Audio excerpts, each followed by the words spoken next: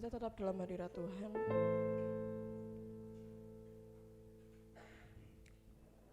Biarlah kita mau mempersiapkan hati kita.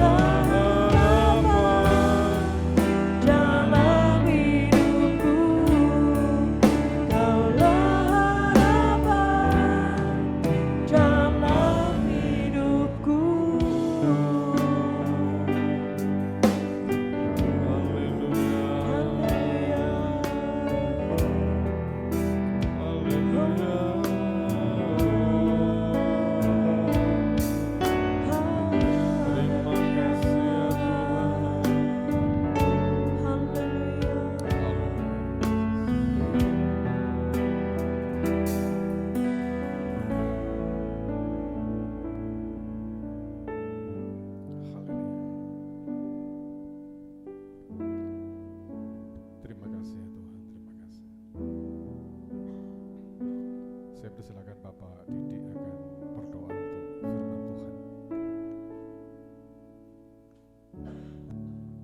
Pagi hari ini Tuhan, Ya Yesus. kami siap untuk mendengarkan sabda kebenaran firman-Mu.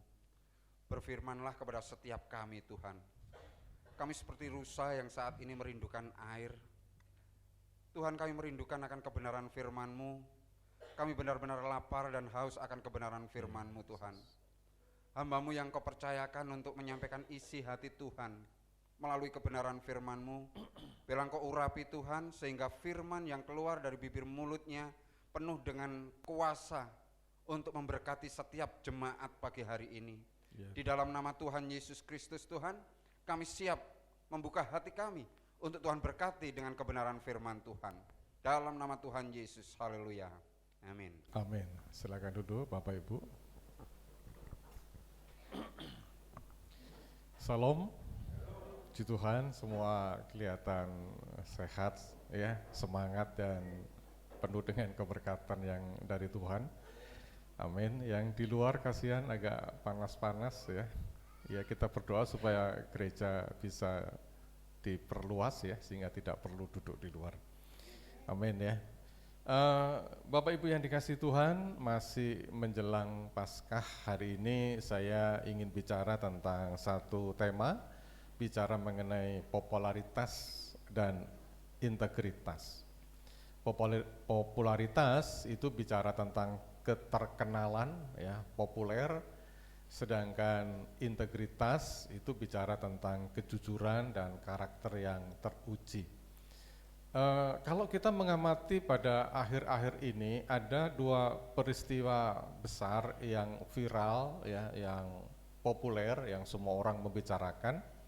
Yang pertama adalah kegagalan Indonesia menjadi tuan rumah Piala Dunia untuk usia 20. Ini kesempatan yang sangat langka, bahkan belum tentu 50 tahun lagi Indonesia bisa mendapat kesempatan untuk melaksanakan kompetisi yang paling bergengsi ya, Piala Dunia sepak bola usia 20.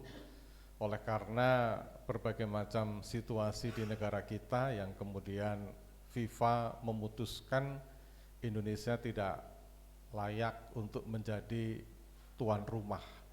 Saya membaca di berita-berita itu, hati saya sedih, tersentuh ketika anak-anak muda yang masih usia 20-an ini meneteskan air mata oleh karena impiannya untuk menjadi pemain bola dunia, untuk dilirik oleh liga-liga internasional menjadi pudar oleh karena ketidakjadian Indonesia menjadi tuan rumah Piala Dunia Piala Dunia usia 20. Ini sangat viral sekali.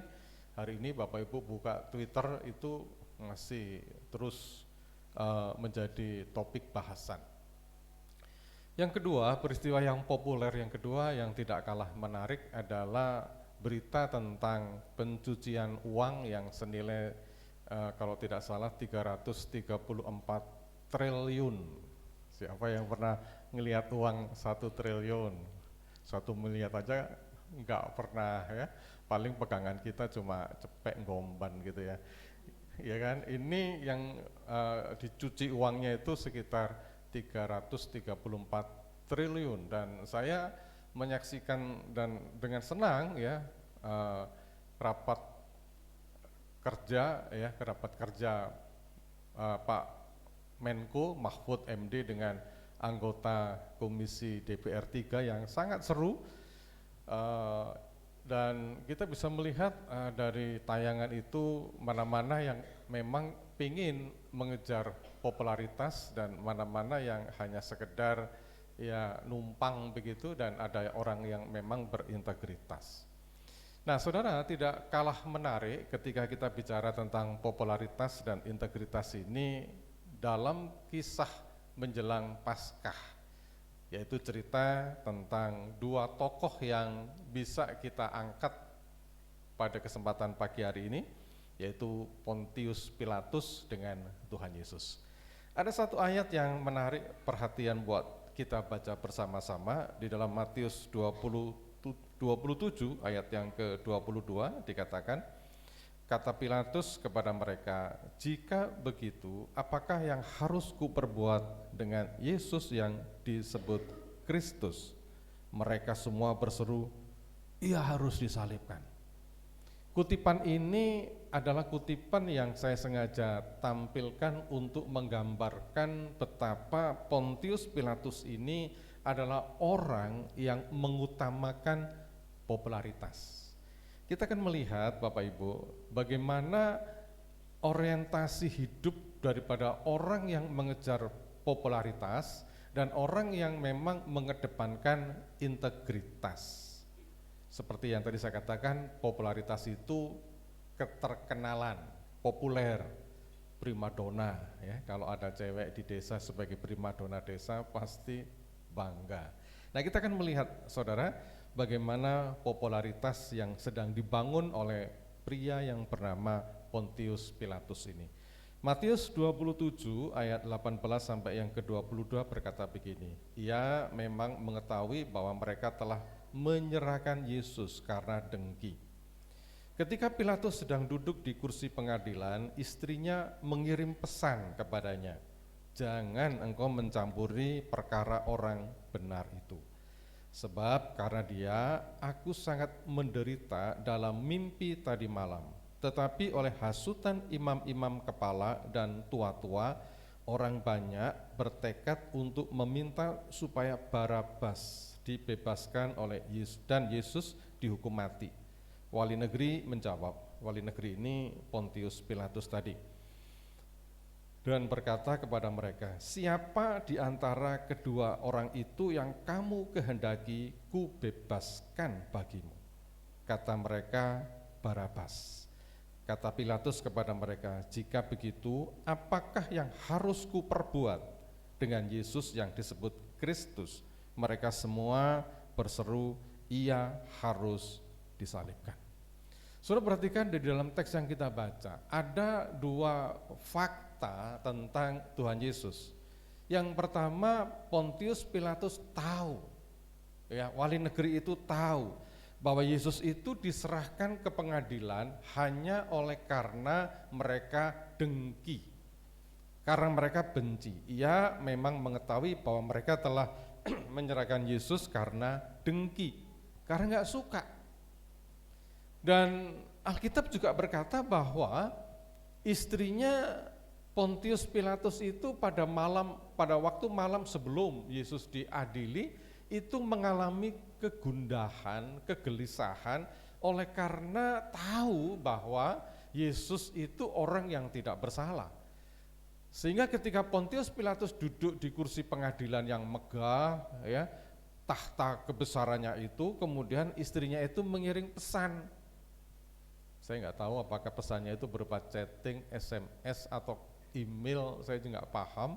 Tapi di sini dikatakan ketika Pilatus sedang duduk di kursi pengadilan, istrinya mengirim pesan kepadanya. Apa pesannya? Jangan engkau mencampuri perkara orang benar itu, jangan. Artinya apa Bapak Ibu? Pontius Pilatus sebagai wali negeri, sebagai pimpinan daerah, gubernur di daerah Yudea ini, dia punya kewenangan, punya hak untuk membebaskan Yesus dari segala perkara. Pontius Pilatus punya hak untuk berkata, orang ini tidak bersalah. Seandainya orang-orang Yahudi kemudian demo memberontak kepada Pontius Pilatus itu punya tentara, orang-orang Romawi. Bukankah orang-orang Yahudi ini jajahan daripada Romawi? Mereka pasti tidak berani macam-macam. Tetapi perhatikan, Pontius Pilatus tidak mengejar kebenaran. Pontius Pilatus orientasi hidupnya, tujuan hidupnya berpusat pada dirinya. Berpusat bagaimana dia menjadi populer. Sehingga dia bertanya kepada orang-orang banyak itu, apa yang harus aku lakukan? Ketika orang-orang banyak berkata, salibkan dia. Pada cerita itu kita akan tahu Pontius Pilatus menuruti apa yang dikatakan oleh orang banyak itu. Ini yang saya sampaikan, orang yang hidupnya itu berpusat pada popularitas, berpusat pada keterkenalan, maka kehidupannya itu berpusat pada kepuasan diri. Bagaimana dia menyenangkan dirinya.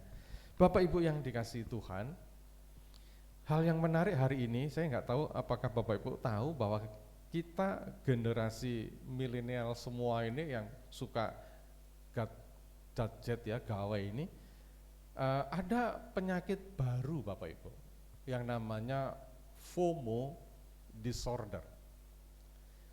FOMO itu singkatan dari fear of missing out, ketakutan kita untuk nggak update, ketinggalan zaman. Itu sudah mengejala.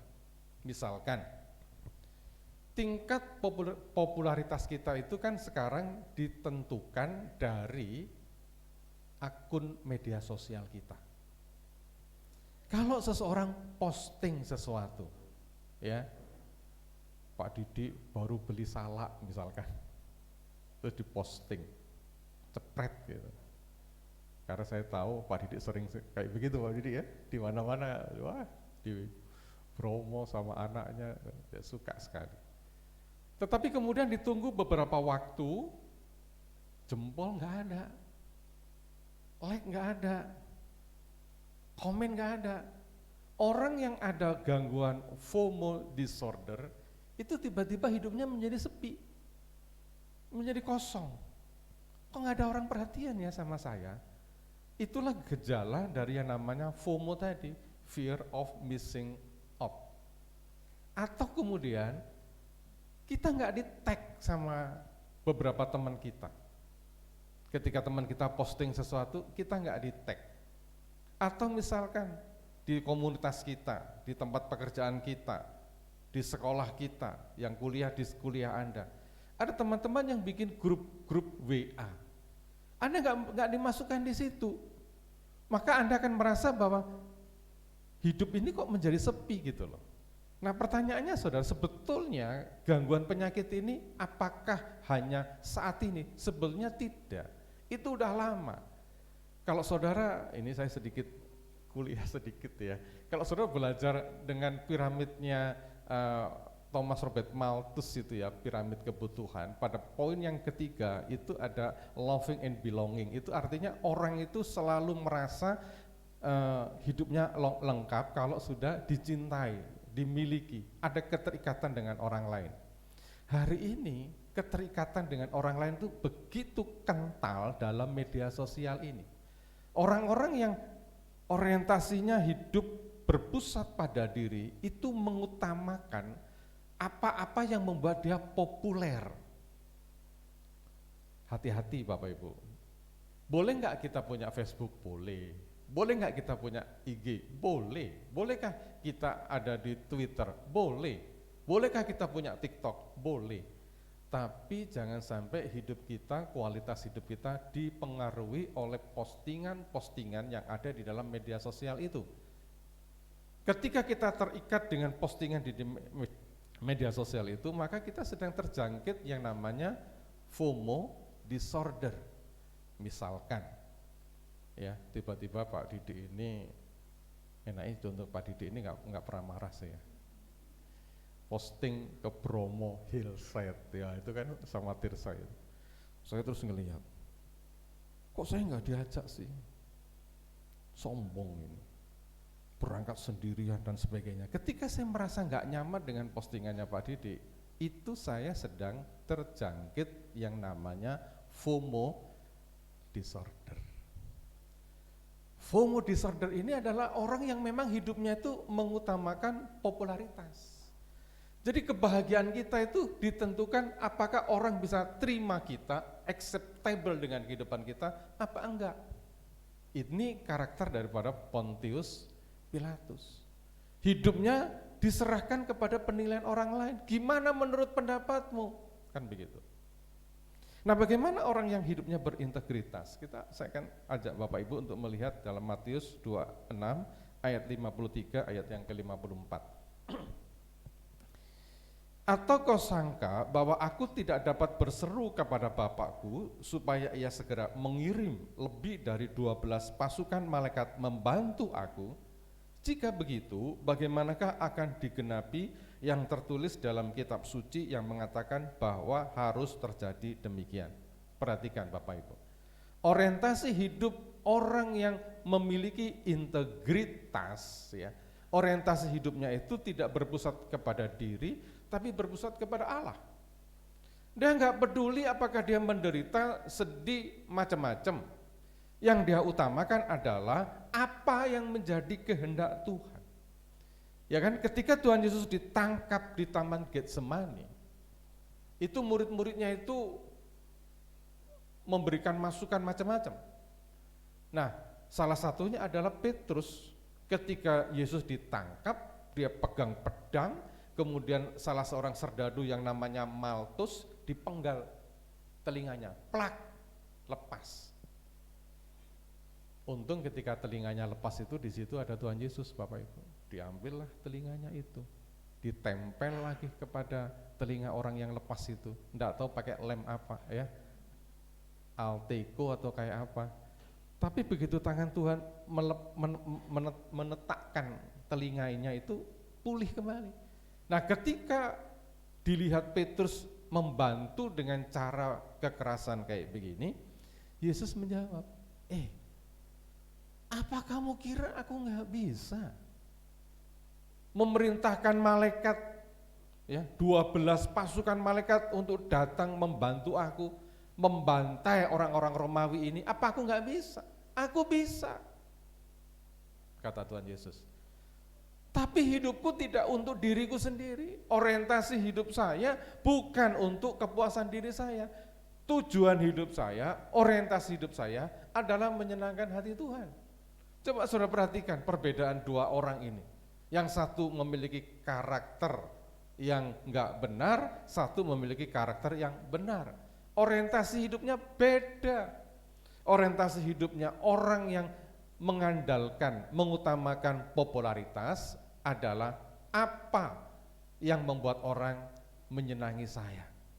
Sedangkan orang yang mengutamakan Tuhan, dia berpikir apa yang saya kerjakan ini berpusat sesuai dengan kehendak Tuhan apa tidak. Orang yang hidupnya sekedar mencari popularitas, Bapak Ibu, dia mengabaikan kebenaran demi ketenaran diri. Dia mengabaikan hal-hal yang mulia demi ketenaran diri.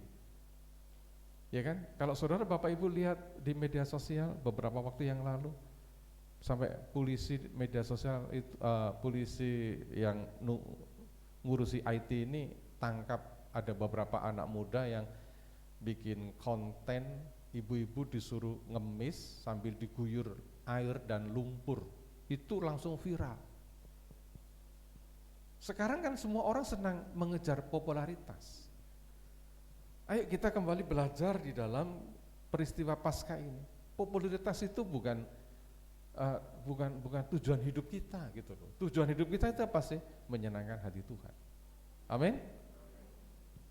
Yang kedua, Bapak Ibu, bagaimana gaya hidup orang yang menekankan popularitas dan orang yang menekankan integritas? Saya akan lihat kepada Bapak Ibu tentang gaya hidup orang yang menekankan popularitas dalam kehidupannya. Matius 27 ayat 21-22 tadi kita baca sekali lagi. Wali negeri menjawab dan berkata kepada mereka, siapa di antara kedua orang itu yang kamu kehendaki ku bebaskan bagimu? Kata mereka, Barabas. Kata Paulus kepada mereka, jika begitu Apakah yang harus kuperbuat dengan Yesus yang disebut Kristus? Mereka semua berseru, ia harus disalibkan. Perhatikan, keputusan daripada Pontius Pilatus, keputusan dari wali negeri ini, pejabat tertinggi di daerah Yudea itu, diserahkan kepada masyarakat, kepada populis, kepada rakyat, bukan pada kebenaran. Kalimatnya itu dengan jelas. Siapa di antara kedua orang itu yang kamu kehendaki? Bukan yang benar yang dibebaskan, tapi yang kamu kehendaki. Jadi orang yang hidupnya bertujuan populer, selalu hidupnya itu berdasarkan kehendak orang lain. Seperti yang saya bilang tadi, Pontius Pilatus itu punya power Bapak Ibu, punya otoritas untuk membebaskan Tuhan Yesus. Tetapi karena dia takut nggak populer, takut nggak terkenal, takut nggak disenangi orang lain, dia bilang begini, apa yang engkau kehendaki, apa yang engkau mau gitu loh. Siapa di antara kedua orang itu yang kamu kehendaki, yang kamu kehendaki untuk kubebaskan? Jawab mereka, Barabas, padahal Barabas ini penjahat, pembunuh. Nggak peduli. Bagi Pontius Pilatus nggak peduli apakah yang dibebaskan itu penjahat atau orang benar, nggak peduli. Yang dibebaskan ini orang bajingan atau orang yang bajik, nggak peduli. Yang penting adalah apa yang kamu kehendaki. Nah, saudara perhatikan baik-baik ya, berkaca dari kehidupan si Pontius Pilatus ya, bahwa orang yang mengejar popularitas itu adalah orang yang selalu memiliki gaya hidup untuk orang lain. Gaya hidupnya itu dipengaruhi oleh apa yang orang mau.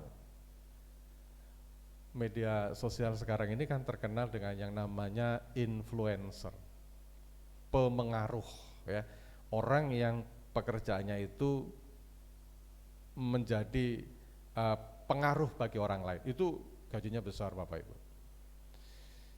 Saudara kalau melihat selebgram ya, akun-akun YouTube, itu namanya kan influencer semua, itu gajinya besar. Dulu gaji yang tertinggi dari para YouTuber itu kan Atta Halilintar, kemudian ada Raffi dan sebagainya, itu adalah influencer dalam bidang pop.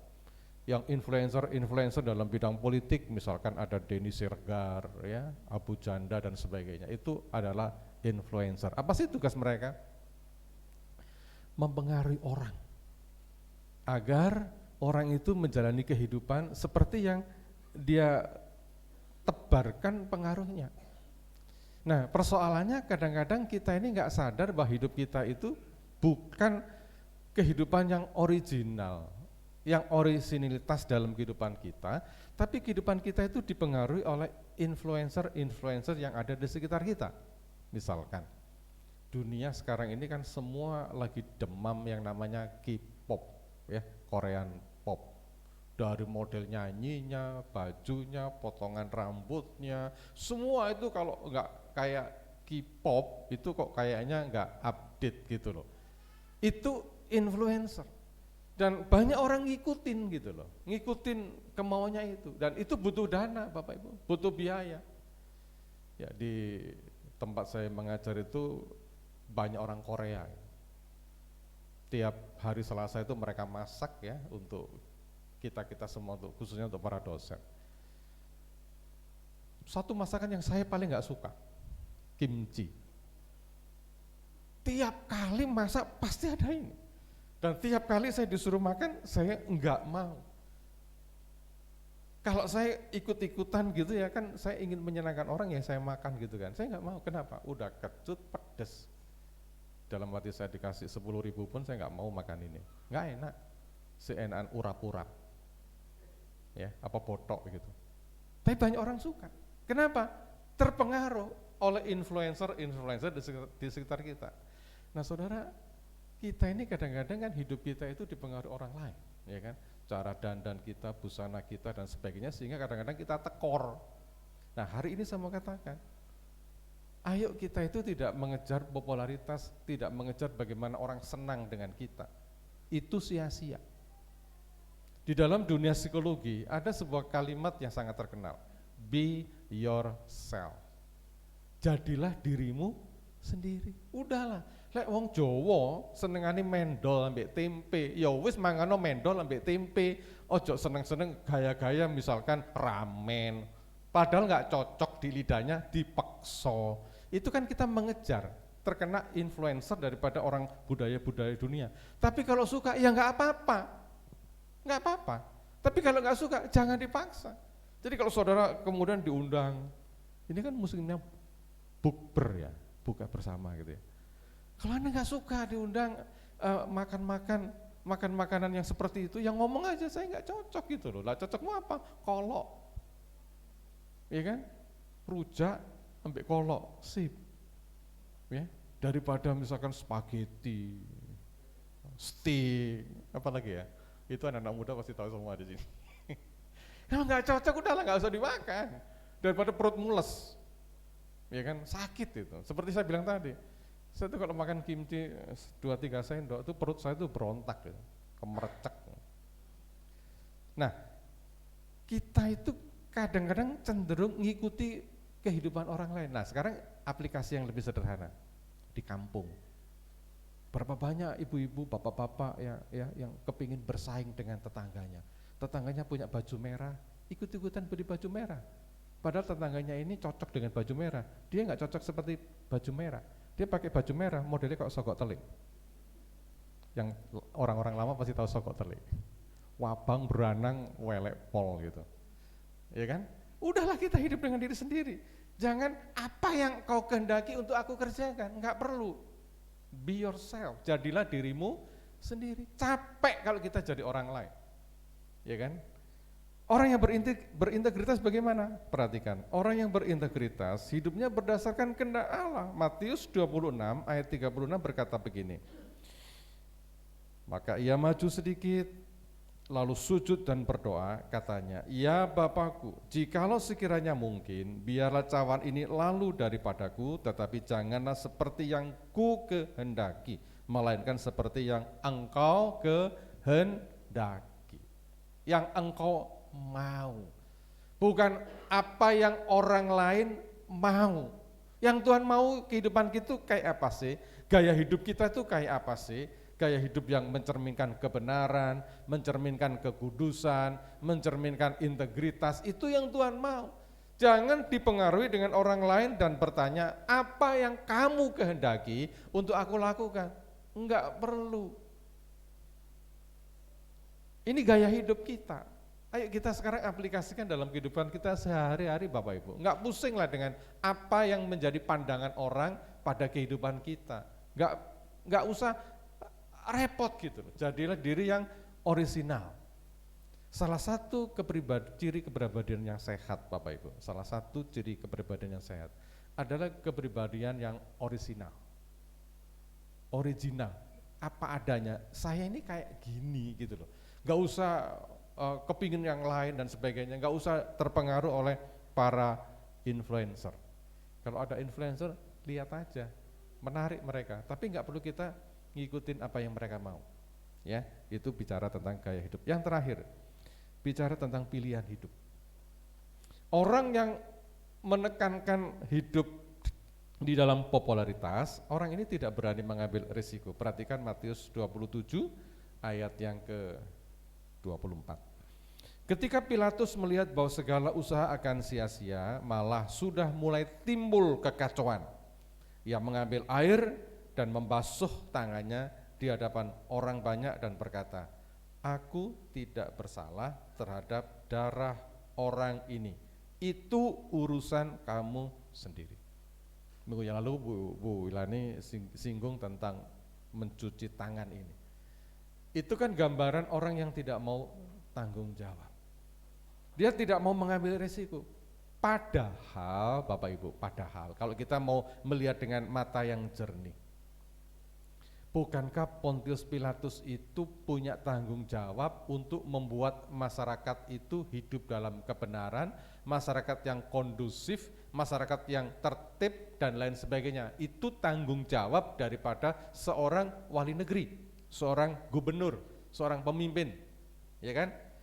Tetapi ketika Pilatus mulai mempertanyakan apa yang harus dia lakukan terhadap Tuhan Yesus, situasi mulai kacau.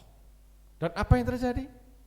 Dia mulai mengambil air dan membasuh tangannya. Dia tidak mau tanggung jawab. Dan kemudian dia berkata, terserahlah, itu urusan kamu sendiri. Nggak bisa, ini urusan pemimpin gitu loh. Saudara, saya tidak ingin ngomong politik ya, karena ini ibadah streaming online. Tapi bukankah situasi politik di negara kita itu kadang-kadang ada kecenderungan seperti ini? Itu urusan kamu sendiri. Ya, nggak mau aku campur-campur. Kalah oleh tekanan massa. Padahal sebetulnya Pilatus ini punya tugas untuk membuat masyarakat itu tertib. Tapi Pilatus tidak berani mengambil risiko. Nah, orang yang hidupnya memang mengedepankan popularitas, dia nggak berani untuk mengambil resiko dalam kehidupannya. Dan orang yang tidak pernah mengambil resiko, Bapak Ibu, tidak akan pernah melihat peluang-peluang yang luar biasa di depannya. Dia berhenti sampai di situ. Untuk anak-anak muda, saya kasih nasihat, harus berani mengambil resiko dalam hidup ini. Karena engkau tidak mengambil resiko, engkau tidak akan pernah melihat peluang yang luar biasa di depan kehidupan kamu.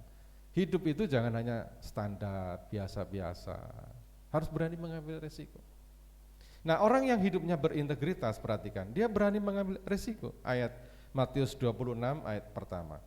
Setelah Yesus selesai dengan segala pengajarannya itu, berkatalah ia kepada murid-muridnya, kamu tahu bahwa 2 hari lagi akan dirayakan Paskah, maka anak manusia akan diserahkan untuk disalibkan. 2 hari lagi, Yesus tahu 2 hari lagi dia akan disalib. 2 hari lagi dia akan tergantung di atas kayu salib sebagai orang yang terkutuk, yang hina, karena mati di atas kayu salib itu adalah kehinaan yang luar biasa. Mungkin mati yang normal, orang lain tidak ada persoalan. Mati dibunuh mungkin gak ada persoalan. Tapi mati di atas kayu salib itu gambaran manusia-manusia yang terkutuk karena mendapatkan hukuman kutuk. Yesus tahu. Tapi apa yang dilakukan? Nggak apa-apa, saya jalani itu. Dia ketika berdoa di Taman Getsemani, saya tahu besok saya akan mati. Dia berani mengambil risiko. Peluangnya diambil oleh Tuhan Yesus. Apa dampaknya, saudara? Perhatikan baik-baik. Ketika kita melihat kehidupan 2 tokoh ini, Pontius Pilatus dan Yesus Kristus, sampai hari ini 2 tokoh sejarah itu kan dikenang oleh banyak orang. Bayangkan Bapak Ibu, setiap minggu ya, jutaan gereja di dunia, miliaran orang Kristen ketika mengucapkan pengakuan iman rasuli, nama Pontius Pilatus itu disebut, yang mati di atas kayu salib pada masa pemerintahan Pontius Pilatus. Tetapi kenangan kita terhadap Pontius Pilatus, dia dikenang sebagai pribadi yang tidak memiliki keberdayaan, enggak punya daya, yang menyerahkan tanggung jawabnya kepada orang lain, yang mencuci tangannya, yang tidak mau ambil risiko. Itu orang mengenal Pontius Pilatus. Pada saat yang sama, miliaran orang mengenang Yesus Kristus, dikenang dalam kemenangannya. Dia memang mati di atas kayu salib, dikuburkan. Pada hari ketiga dia bangkit, 40 hari lagi dia kemudian naik ke sorga, duduk di sebelah kanan Allah Bapa. Orang yang memiliki integritas nampaknya susah, menderita, tetapi dia pasti akan mengalami kemenangan. Pilihannya sekarang buat kita, Bapak Ibu. Kita akan hidup didasarkan pada popularitas ataukah integritas? Apakah kita hidup dengan menyenangkan orang lain atau menyenangkan Tuhan? Saya undang tim musik untuk mempersiapkan diri.